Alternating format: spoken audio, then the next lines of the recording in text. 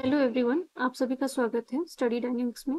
और आज के लेक्चर में हम लोग करंट अफेयर के इम्पोर्टेंट टॉपिक को डिस्कस करेंगे, जो कि आपका 23 जुलाई का।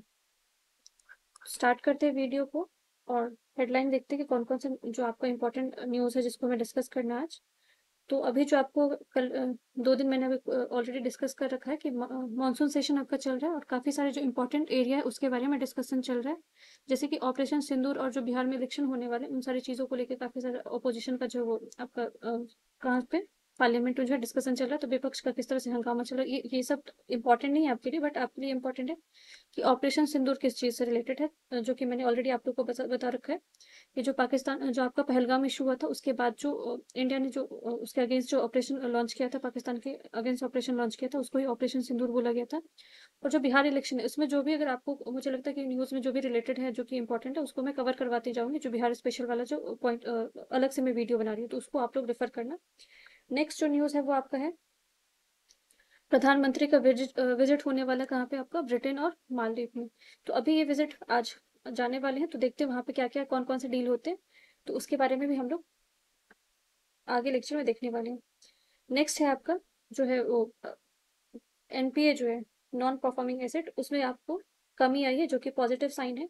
दूसरा है कि वॉल्विया को अभी इंडिया ने क्या किया, वैक्सीन प्रोवाइड किया है, वो भी देखेंगे, वो वाले पॉइंट को भी डिस्कस करेंगे।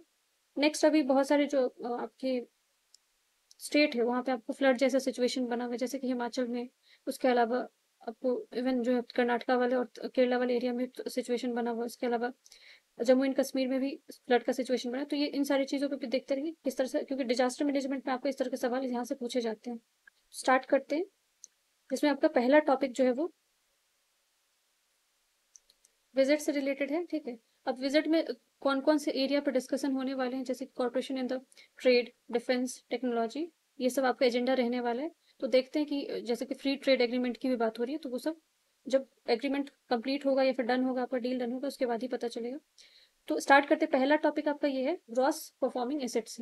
अब जीएनपीए होता क्या है, ये टोटल वैल्यू होता है लोन एंड एडवांस का। ठीक है, जो किसी भी फाइनेंशियल जो इंस्टीट्यूशन है उसका जितना आपका टोटल लोन और एडवांस है, और ठीक है उसको ही बोला जाता है GNPA, gross non performing asset. और ये कभी भी आपको जो है वो इससे इनकम जनरेट नहीं होता, तो ये ज्यादा होना कभी भी पॉजिटिव साइन नहीं होता, कम होना जो है आपके लिए वो अच्छी बात है। तो इसीलिए अभी हमारे लिए पॉजिटिव रिमार्क क्या है, इसमें डिक्लाइन आया कितने का, 6.5% का, तो इन लास्ट 5 ईयर। ठीक है, तो ऐसा आपका स्टेटमेंट बना के पूछा जा सकता है कि इन लास्ट 5 ईयर जो है इसमें क्या हुआ, इंक्रीमेंट हुआ, बढ़ोतरी हुआ, तो फिर ये स्टेटमेंट गलत हो जाएगा, क्योंकि आपको इसमें क्या हुआ, डिक्लाइन हुआ है। नेक्स्ट जो न्यूज़ है वो आपका वॉल्विया से। मेरा क्वेश्चन आप लोगों से ये है कि कैपिटल बताओगे वॉल्विया का क्या है आप लोग। बट वॉल्विया जो है आपका, ये आपको याद रखना है कि कहाँ पे, साउथ अमेरिका में है, साउथ अमेरिकन कॉन्टिनेंट में ये रहता है। और इंडिया ने अभी क्या किया है, इसको मेजल्स और रुबेला का जो वैक्सीन प्रोवाइड किया है। ठीक है, अब यहाँ से आपको साइंस में क्वेश्चन ये पूछा जा सकता है कि मेजल्स और रुबेला जो है वो किस तरह का आपका इन्फेक्शन है, बैक्टीरियल है, फंगल है। ठीक है, तो ये आपका वायरल इन्फेक्शन होता है, तो ये याद रखना आपको, वायरल इन्फेक्शन है। नेक्स्ट जो आपका इंपॉर्टेंट न्यूज़ है वो है आपका इंडियन रिसर्च ने क्या इंस्टीट्यूट है, उन्होंने एक नया जीन डिस्कवर किया है। ठीक है, और वो जीन जो है किस में डिस्कवर किया, पाइन में किया, फ्रूट में किया है। और ये फ्रूट आपको काफी इंपॉर्टेंट है किस चीज के लिए, हेल्थ बेनिफिट भी बहुत है इसका। ठीक है, इकोनॉमिकल जो बेनिफिट है। और ये कौन से फैमिली से बिलोंग करता है, तो ब्रोमलिसिया फैमिली से बिलोंग करता है ये आपका पाइन। और इसमें जो डिफेंस आपको जीन मिला है वो आपको एज इट इज पूछा जा सकता है एग्जाम में, कि जैसे कि आपको पूछा जाएगा कि सोमेटिक एम्ब्रियोजेनेसिस रिसेप्टर काइनेज क्या है, जिसको शॉर्ट में बोलते हैं SERK। तो SER को अगर पूछा जाएगा तो आपको उसमें भी लग सकता है कि हो सकता है कि किसी और चीज से रिलेटेड है, आप थोड़ा कंफ्यूज हो सकते हो। तो ये पाइन में जीन मिला है, इससे रिलेटेड है, तो ये कहीं ना कहीं जो फंगल इन्फेक्शन है इससे प्रोटेक्ट करेगा।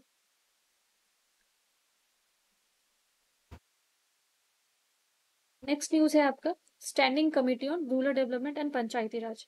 अब ये न्यूज में इसमें काफी सारी कमेटी के रिपोर्ट्स जो है अभी उसका 10th रिपोर्ट सबमिट किया गया है, तो ये रिपोर्ट में फर्दर हमें अभी देखना नहीं, क्योंकि अभी इस पे क्योंकि मानसून सेशन चल रहा है तो बहुत सारे इंपॉर्टेंट टॉपिक पे डिस्कशन चल रहा है। तो हम लोग स्टैटिक पोर्शन पॉलिटी का देखते जाएंगे कि जो आपका standing committee on rural development है, पंचायती राज का, उसमें कितने टोटल मेंबर होते हैं। तो टोटल आपके 31 मेंबर होते हैं, जिसमें से 21 मेंबर जो आपको लोकसभा से होते हैं और 10 मेंबर जो आपके राज्यसभा से होते हैं। और जो इसके चेयरपर्सन है, इसको अपॉइंटमेंट कौन करते हैं? जो लोकसभा के आपके चेयरमैन है वही क्या करते हैं? इसके चेयरपर्सन को अपॉइंट करते हैं। तो यहाँ पे कंफ्यूजन हो सकता है कि प्रेसिडेंट करते हैं, बट प्रेसिडेंट नहीं करते, या फिर चेयरपर्सन आपको ऐसे भी लग सकता है कि इसके चेयरपर्सन कौन होते हैं? लोकसभा के जो आपको चेयरपर्सन है वो नहीं होते, ठीक है, वो बस अपॉइंट करते हैं। तो अभी के लिए जो आपके चेयरपर्सन है वो भी देख लेते कौन है। सप्तगिरी जो है, ठीक है, सप्तगिरी उल्का जो है वो अभी आपको पंचायती राज मैंने आपको बताया, ठीक है, स्टैंडिंग कमेटी जो पार्लियामेंट का स्टैंडिंग कमीशन उसके चेयरपर्सन है। नेक्स्ट न्यूज है आपका, अब ये न्यूज बहुत बहुत इंपॉर्टेंट है, और अगर आप किसी भी एग्जाम का तैयारी कर रहे हो तो यहाँ पे आप मोस्ट प्रोबेबल क्वेश्चन है क्या आ सकता है, क्योंकि लास्ट ईयर से ये न्यूज में चल रहा है। अब ऐसी notice to centre and state fixing the time for the governor and president to clear a bill. अभी अगर आपको पता है तो अभी फिलहाल के लिए हमारे कॉन्स्टिट्यूशन में ऐसा कोई प्रोविजन नहीं है जहाँ पे गवर्नर और प्रेसिडेंट को उनको क्लियरली कोई टाइमलाइन डिफाइन करके दिया गया हो। तो उनके लिए एक तो ऐसा स्टेटमेंट क्वेश्चन आपको बोल दिया जाए कि स्टेटमेंट ऑलरेडी कॉन्स्टिट्यूशन में ऐसा कुछ मेंशन है जो कि गवर्नर और प्रेसिडेंट जो है इस विद इन टाइम पीरियड उनको बिल जो है वो क्लियर करना पड़ता है। तो ऐसा कुछ नहीं है अभी। तो इसको लेके अभी जो है time to time Supreme Court कुछ ना कुछ नोटिस जारी करिए। तो एक और नोटिस उसमें आया है जिसमें उन्होंने बोला कि कहीं ना कहीं हमें टाइमलाइन ड्रॉ करने की जरूरत है, किसके लिए? गवर्नर और प्रेसिडेंट के लिए, ताकि क्योंकि ये चीजें अभी एब्सेंस है तो इसका मिसयूज भी बहुत ज्यादा आपका हो रहा है। क्योंकि रिसेंटली काफी सारी कंट्रोवर्शियल चीजें आई हैं, जैसे कि अगर आप देखोगे तमिलनाडु बिल जो है लास्ट ईयर पास किया गया था जिसमें उन्होंने बोला था कि 3 मंथ्स जो है आपको होना चाहिए, ठीक है, जिसमें बात किया गया था। बट एक एक पर्टिकुलर स्टेट के लिए, वो तमिलनाडु के लिए, पूरे इंडिया के लिए नहीं। अभी पूरे इंडिया के लिए ऐसा कुछ होना चाहिए जिसके ऊपर चर्चा चल रहा है। फिलहाल के लिए अगर देखा जाए तो कौन कौन से आर्टिकल आपके रिलेटेड है बिल से, तो पहला जो है आपका आर्टिकल 200 है, ठीक है, जो कि किससे है? गवर्नर से रिलेटेड है। और 201 जो है आपका वो प्रेसिडेंट से रिलेटेड है।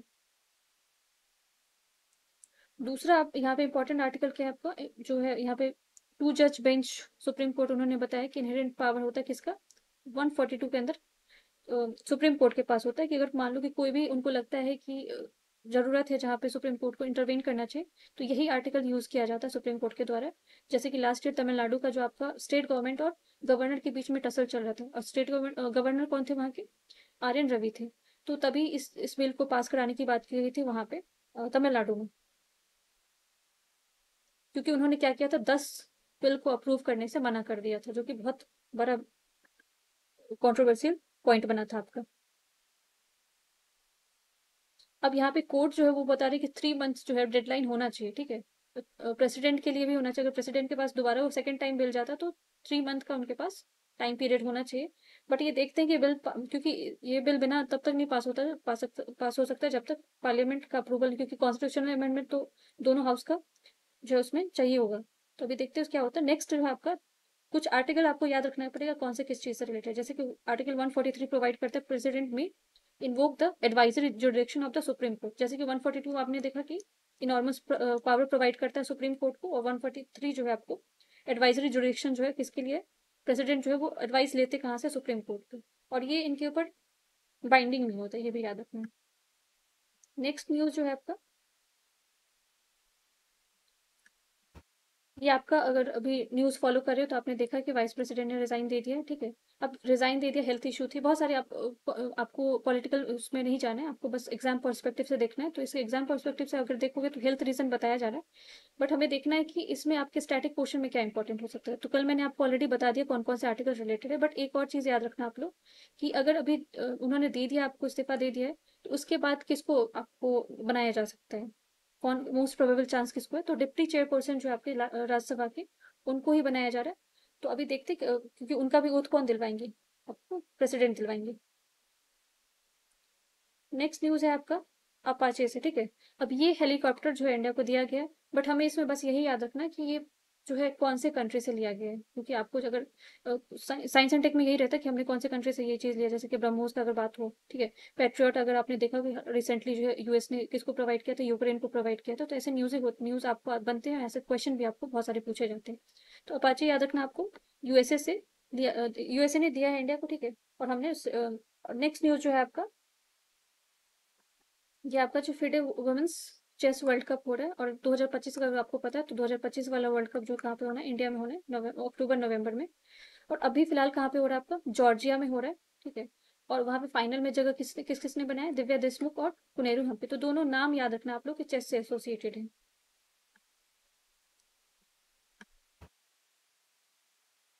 नेक्स्ट न्यूज है आपका आईएमएफ से। और आईएमएफ आपका इंटरनेशनल मॉनेटरी फंड काफी ज्यादा न्यूज में हर दिन कुछ ना कुछ से रिलेटेड है, तो इसका भी स्टैटिक देखना जरूरी बन जाता है। पहला तो न्यूज आपका ये है कि जो आईएमएफ की डिप्टी मैनेजिंग डायरेक्टर है, अब ये कौन थी, आपको गीता गोपीनाथ इंडिया से बिलोंग करती थी। तो इन्होंने क्या कर दिया, अभी उसको लीव कर दिया है, ठीक है। अब वो रिटर्न होना चाह रही है किस चीज में, वापस से जो है वो हार्वर्ड यूनिवर्सिटी में एज अ प्रोफेसर वर्क करना चाह रही है इकोनॉमिक्स डिपार्टमेंट में। तो ये एक तो पहला, सबसे पहले ये याद रखना है कि जो डिप्टी मैनेजिंग डायरेक्टर का पोस्ट जो है वो पहले बार ही आपको क्रिएट किया गया था, और पहली फर्स्ट डिप्टी मैनेजिंग डायरेक्टर ही गीता गोपीनाथ बनी हुई थी आईएमएफ की। और अभी जो है, अभी हमें और क्या क्या चीजें देखना है, और ये कब बनी, इनका टाइम पीरियड आपको याद रखना है कि कब इनको बनाया गया था। ये जनवरी में बनाया गया था, ठीक है। इससे पहले वो क्या थी, चीफ इकोनॉमिस्ट थी। और 2022 में इनको क्या किया गया था, बनाया गया था डिप्टी मैनेजिंग डायरेक्टर। अब आईएमएफ का हेडक्वार्टर कहाँ पे, वॉशिंगटन डीसी में, यूएसए में है, ठीक है। इसके टोटल मेंबर अगर देखा जाए तो 191 मेंबर है, इंडिया भी इसका मेंबर है। और ये बना कब था, फाउंडिंग ईयर का भी बहुत सारे जो आपके इस तरह के ऑर्गेनाइजेशन है उसमें पूछ दिया जाता है। तो 22 जुलाई 1944 में आपको आईएमएफ बना हुआ था।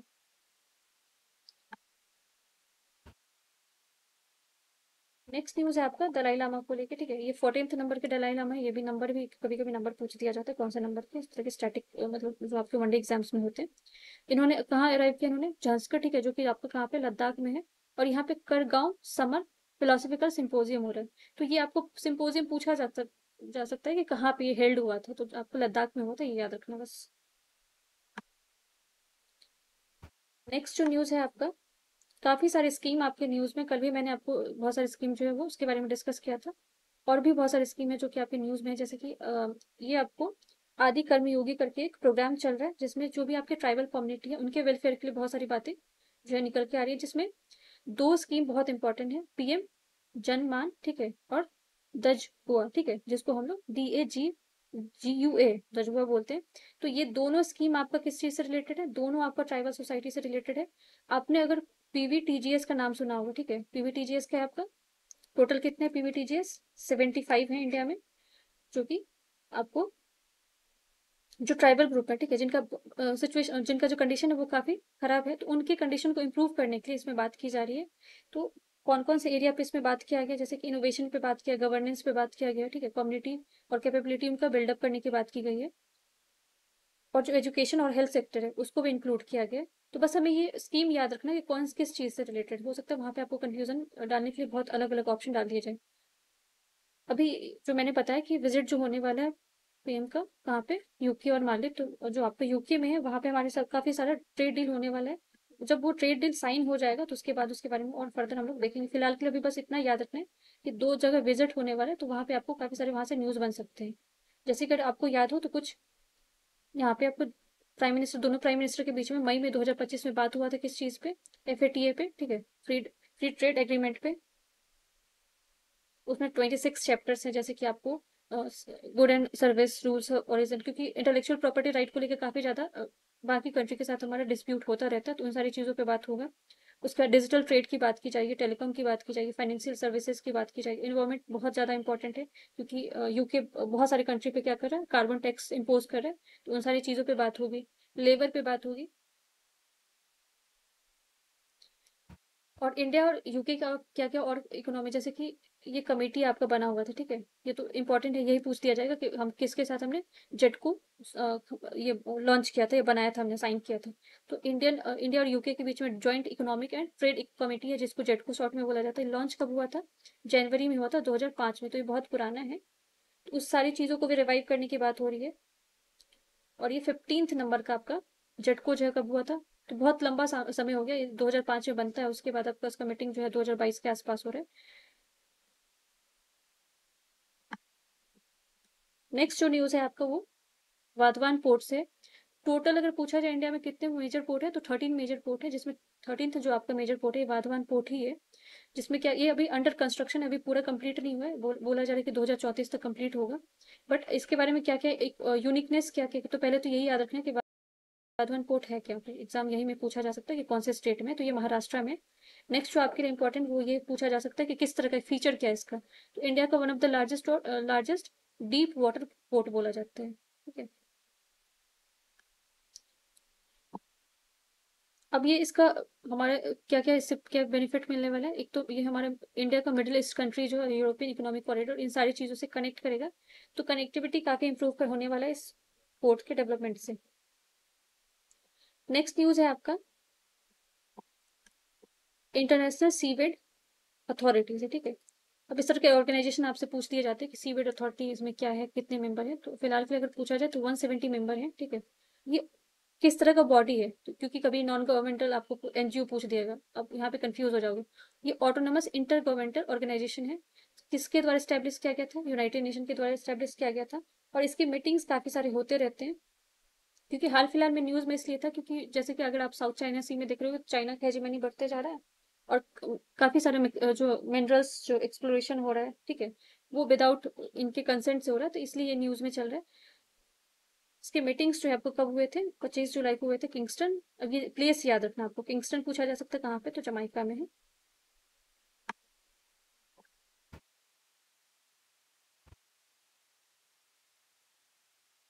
अब ये क्रिएट कब किया गया था? किसी लॉ के अंदर बना हुआ है, ठीक है। तो United Nation Convention on the law of sea, ये 1994 का लॉ है, जिसके तहत आपका ये बन के तैयार हुआ था, इंटरनेशनल सीवर्ड ऑर्गेनाइजेशन। अभी COP30 को लेकर न्यूज में चल रहा है, ठीक है। हमें बस ये याद रखना है कि COP30 हो कहाँ पे रहा है, COP30 का समिट कहाँ पे हो रहा था, तो ये ब्राजील में हुआ है।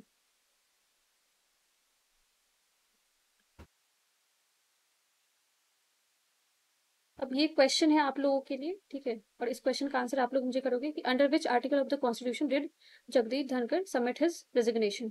ऑप्शन है आपके आर्टिकल 52, 74, 67A और 356। इसमें से जो भी आंसर है आप लोग कमेंट सेक्शन में मुझे आंसर करना।